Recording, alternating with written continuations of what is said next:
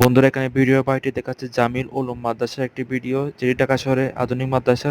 এখানে 1 মণ আলু 5 মিনিটে চিলে ফেলা হচ্ছে, 10 মিনিটে বানানো হচ্ছে ভর্তা, আর 1 ঘন্টায় তৈরি হচ্ছে 130 কেজি ভাত।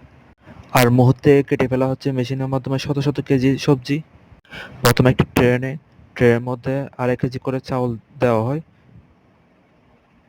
চাউল দেওয়ার জন্য একটি জগ আছে, বন্ধুরা দেখতে থাকুন কি করে। তারপর মেশিনের কাছে নেওয়া হয়। এখন মেশিনের মধ্যে ঢোকাই দেওয়া হবে। ঢোকাই দেওয়ার পরে পানি দেবে, শাওয়ারের মাধ্যমে পানি দেবে। এগুলো পাকতে 1 ঘন্টার মতো সময় লাগে।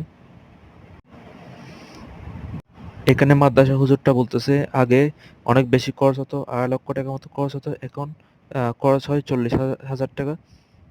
সবকিছু এই মেশিনের অবদান। বন্ধুরা, সাবস্ক্রাইব করে এই বাইকটির পাশে থাকুন।